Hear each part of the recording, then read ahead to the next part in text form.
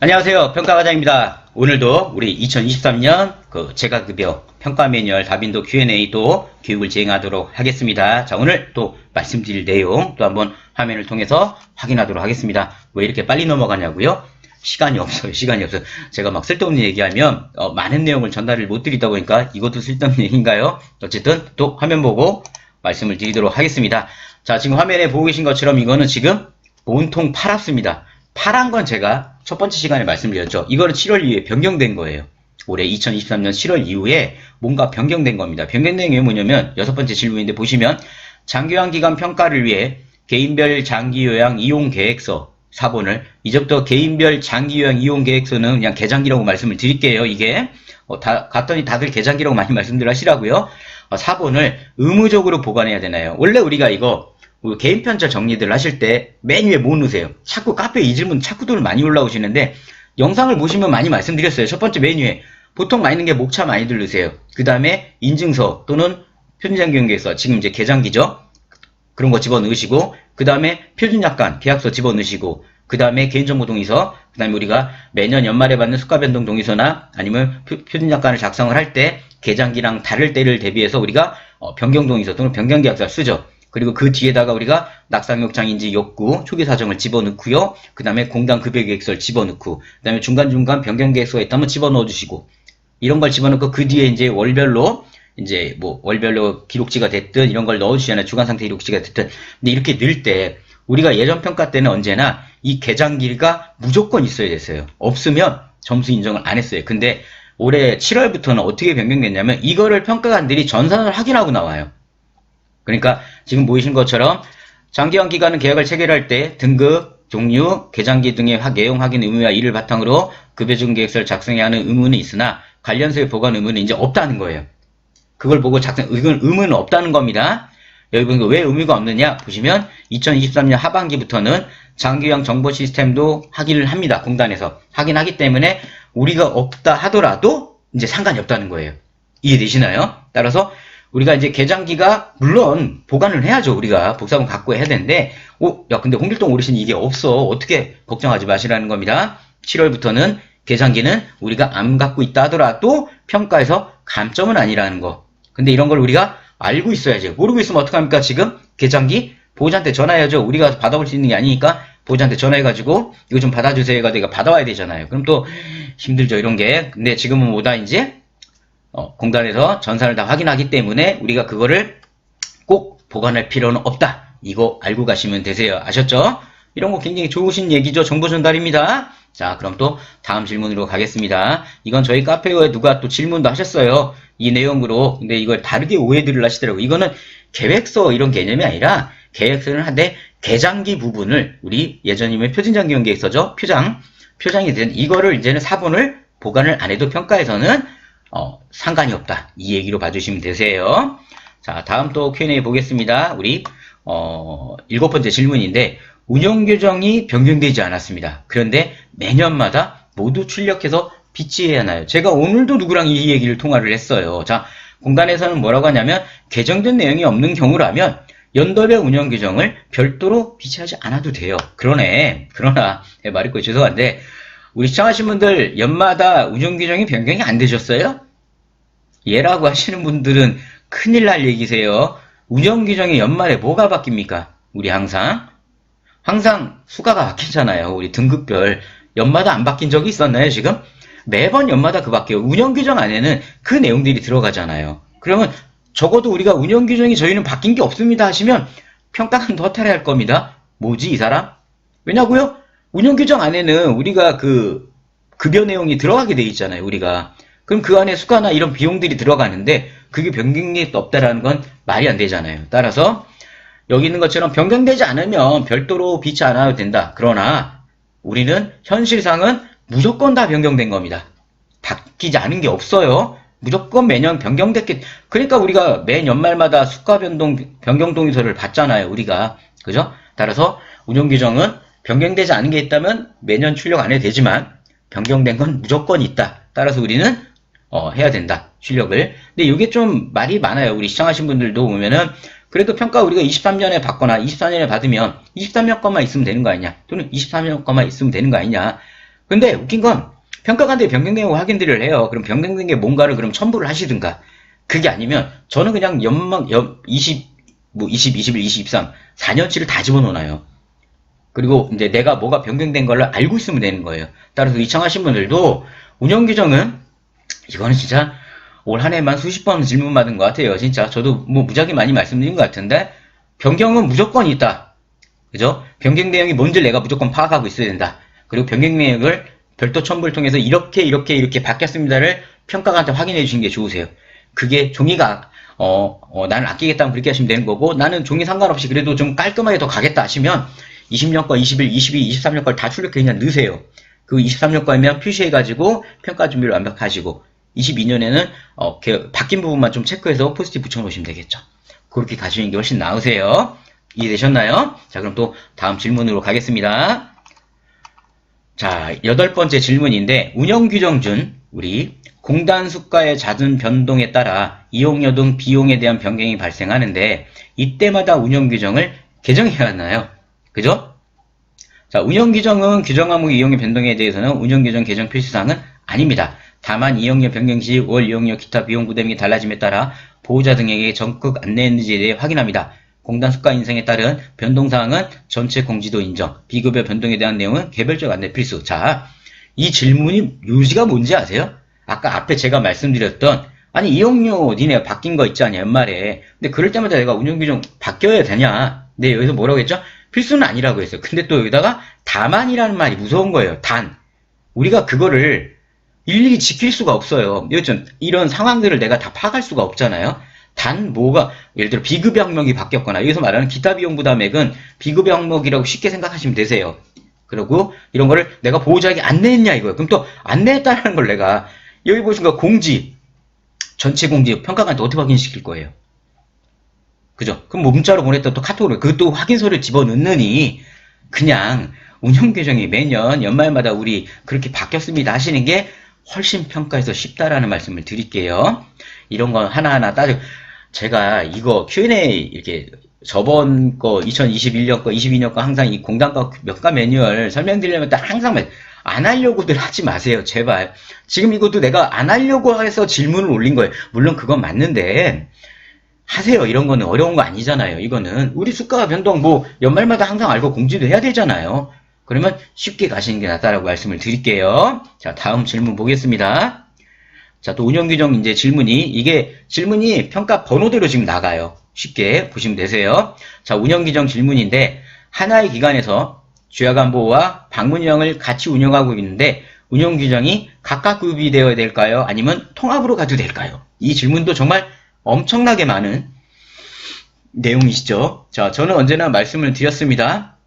공단에서 바라볼 때는 내가 대표자가 내가 하태자입니다. 내가 주간보호도 하고 내가 방문형도 해요. 그럼 내가 바라볼 때는 둘 다 내 거니까 하나의 기관을 생각을 하지만 공단에서는 각각 기관으로 봅니다. 각각의 기관으로 보기 때문에 각각 분류해서 평가가 들어가요. 그러니까 여기도 보시면 운영규정 11개 항목이 주간보호와 방문형이 다르게 구성되어 운영될 수 있으므로 각각 구비할 수 있는 건 권고들이 필수 무조건이라는 건 아니에요. 권장하겠다는 거잖아요. 근데 권장한다 따라가시는 게 좋아요. 각각 제가 얼마 전에 뭐 전화로 이제 이 똑같은 질문을 했어요. 그래서 제가 뭐라 답을 했냐면 잘 아시는 분은 통합으로 하시고 모르시면 분리시키시라고. 그러니까 내가 잘 안다는 건 뭐냐면 운영규정 하나하나의 지침마다 이게 방문량이고 주간보호를 내가 구분시켜가지고 내가 그걸 별도로 다 표시해가지고 통합으로 갈 거라면 그걸 내가 능력이 된다면 통합으로 가시라는 거고 나는 도저히 그건 너무 복잡하고 나는 힘들 것 같은데 생각을 하시면 분리하라고 말씀드려요. 이해되셨죠? 이거는 두 개 운영하는 분들 많으세요. 방문량, 방문 목역. 그죠? 그 다음에 근데 여기 이제 뭐라고 나왔냐면 하나의 운영 규정이 각각의 급여 종류에 해당하는 내용을 충실하게 포함하고 있으며 제가 아까 말씀드렸죠. 잘 아는 분. 그죠? 그러면 주간보호와 방문형 급여 종류의 직원들이 모두 열람한 장소에 비치되어 있다면 하나로 구비되어 있어도 인정 가능합니다. 근데 이게 또 문제가 돼요. 방문형 종류의 직원과 주간보호 직원이 모두 열람할 수 있는 공간. 근데 우리가 예를 들어 주간보호와 방문형은 사무실 공간이 별도로 분리되어 있어요. 그죠? 그러니까 이거는 웬만해서는 하지 마세요. 예를 들어 방문형 목욕은 상관없어. 같은 사무실이 아니니까. 근데 주간보호하고 방문형은 별도 사무실 공간 인허가가 날 때가 분리가 되잖아요. 그러니까 이런 건 굳이 얘네가 공단에서 이렇게 써놨다고 하더라도 예를 들어 방문이랑 목욕 예를 들어 통합으로 내가 운영위를 만들어 놨잖아요. 그래 하더라도 두 부를 출력을 해서 하나는 주간보 사람들이 왔다 갔는데 하나 꽂아 놓고요. 방문양 쪽에다 하나 꽂아 놓으셔야 돼요. 그냥 여기서 이 말 있으니까 그냥 주간보 주출입구는 우린 그래도 하나니까 정문 주출입구는 거기 하나 하면 되겠지라고 하시면 그걸 지적하는 평가관도 있어요. 따라서 분리하라고 말씀드려요. 제 기준은 뭐다? 절대 평가관들과 이런 사소한 거 가지고 충돌날 행동은 안 해요. 저는 충돌날 행동은 어려운 거 아니잖아요. 한 부 그냥 출력하면 되잖아요. 자, 이 항목은 많이들 질문하시는 거고 저도 많이 말씀을 드렸었어요. 자, 운영 규정은 내가 2개 기간을 한다면 되도록 분리를 해라. 그리고 내가 만약에 통합을 하겠다면 각 당마다 구분 다 해야 돼. 내용이 다 들어가줘야 됩니다. 그러고 나서 두부 출력해서 주간보용 출구에 하나, 또 방문형 사무실 있죠? 그 하나. 그렇게 놓고 비치하시는 게 좋다라고 말씀을 드릴게요. 자, 운영 규정 또 질문 보겠습니다. 자, 10번째 질문인데요. 개인정보 보호 지침은 어떤 내용을 담아야 하나요? 개인정보 보호법을 그대로 기재해도 되나요? 자, 급여 제공 지침은 해당 기관의 급여 제공 시 준수해야 하는 사항에 관한 것으로 개인정보보호법의 내용 및 기관의 특성을 고려하여 작성해야 하며 개인정보 수집 및 이용 목적 수집 항목, 보유 및 기간 항목에 관한 내용을 포함하고 있어야 합니다. 자, 필수는 뭐냐면 개인정보보호의 내용과 개인정보 수집, 목적, 수집 항목, 보유 및 이용 기간. 그러나 지금 아셔야 될 게 우리 개인정보 보호 지침은 우리 급여지침이 빠져나갔잖아요. 그죠? 빠져나가다 보니까 이제 그런 부분들은 빠져나갔다고 봐주시면 되는 거고, 또 운영계정에 집어넣으실 때는 이제 우리 많이 돌아다니잖아요. 저도 이거를 하나하나 이 자리에서 급여지침 이렇게 뭐가 들어야 한다 내용을 보여드리기 힘들어요. 따라서 개인정보 수집이나 이용 목적, 수집 항목, 보유 및 이용 기간, 특히 보유 및 이용 기간, 옛날 거를 사용하시는 분들이 이 보유 및 이용 기간이 없어요. 없는 기간들이 많아요. 반드시 이 내용이 들어가야 된다는 거 꼭 확인하셔야 됩니다. 아셨죠? 자, 지금까지 이제 운영 규정 말씀드렸고요. 이제 또 직원 회의, 우리 직원 회의에서 이제 주로 많이 질문하는 것들 좀 보겠습니다. 자, 11번째 질문인데요. 이거는 방문그룹에 해당되는 항목이라고 봐주시면 되세요. 코로나19로 감염 위험성이 높아 직원 회의를 실시하기 어려운 상황인데도 회의를 매월 진행해야 되나요? 이것 저한테 어마어마하게 질문 온 거죠. 비대면, 우리 카카오톡이나 단체 메신저, SNS 등으로 개최 시 어떤 서류를 확인하나요? 회의록도 작성을 해야 하나요? 자, 보시면 여기 이 위에 거는 뭐 쓸데없는 얘기고요. 자, 코로나19 관련 장기적인 평가지표 한지 적용 지침에 따라 제가 저희 우리 시청하신 분들이나 우리 카페 회원분들은 제가 많이 말씀드렸으니까 이 얘기 많이 들으셨겠죠?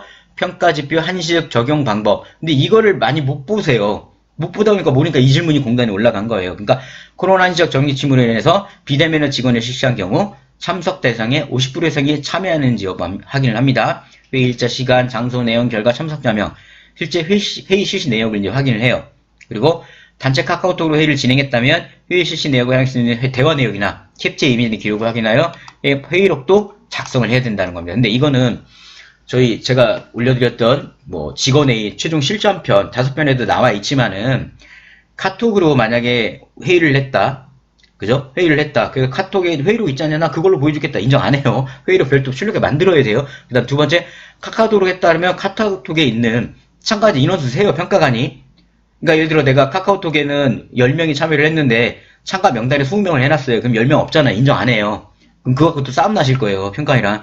잘 보시라고요. 그러니까 저는 충돌 나는 건 안 한다고 말씀드렸잖아요. 제가 이렇게 오프라인 교육 많이 하면은 우리 원장님들이 우리는 화상회의로 진행했습니다. 카톡으로 됐습니다. 단체 여러 가지 얘기하시는데 저는 좋다고 하죠. 그 좋은 방법이니까요. 근데 문제는 그걸 평가관한테 보여줘야 돼요. 내가 그걸 증명해야 되잖아요. 저는 증명이 어려운 거는 아무리 좋은 것도 안 써요.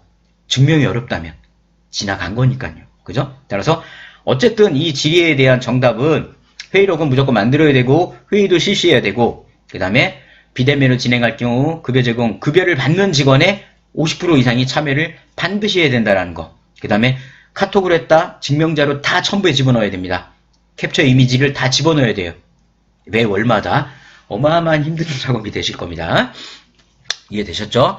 그거에 대한 해결 방법은 제 영상으로 직원의 실전편이나 직원의 응용편에 다 남겨놨으니까 안 보시고 이것만 보신 분들은 그 영상을 또 보시기 바랍니다.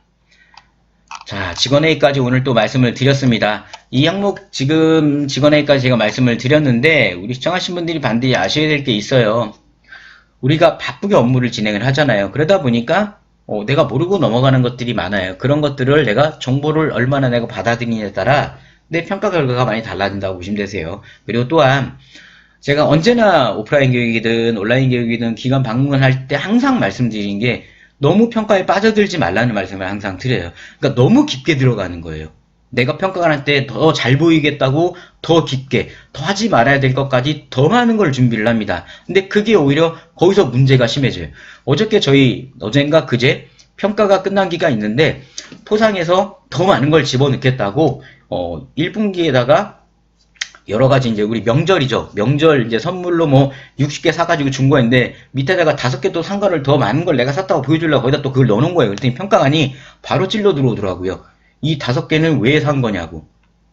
근데 원장님이 거기서 멈칫하셨다 그러더라고요. 자기도 지나간 거 보니까 순간 생각이 안 나가지고 그냥 명절에 70개만 넣어놨으면 끝난 건데 거기에서 나는 더 많은 걸 사서 나는 더 어필을 해야지 했다가 그 5개 집어넣어놨다가 5개 물건을 산 거예요. 근데 자기도 이걸 왜 샀는지 순간 이 기억이 안 나는 거예요. 본인이. 그러니까 제가 이 말씀을 드린 거는 지금 다빈도 Q&A 말씀을 드리고 있잖아요. 이걸 보고 이 기준대로 하시되 최대한 내가 평가 매뉴얼에서 감점이 안 되게끔 가주시는 게 좋고요. 그 다음에 너무 깊게 들어가 너무 많은 걸 보여주려고 하지 마세요. 내가 증명을 못해요. 내가 증명을 못하면 오히려 감점 사유가 발생된다라는 거 그거 꼭 기억하셔야 됩니다. 아셨죠? 자, 오늘 두 번째 우리 평가에서 가장 중요한 다양한 우리 공단에서 발표된 재가급 평가 매뉴얼 다빈도 두 번째 시간 말씀을 드렸습니다. 다음 시간에 또 어떤 게 많이 변화된 거를 공단에서 얘기를 하고 있는지를 또 말씀을 드리도록 하겠습니다. 저는 하가장대학교 카페에 오셔가지고 많은 질문해 주시면 이제 말을 많이 했더니 목이 메이고 있어요. 죄송합니다. 자, 다음 시간에 또 인사드리겠습니다. 감사합니다.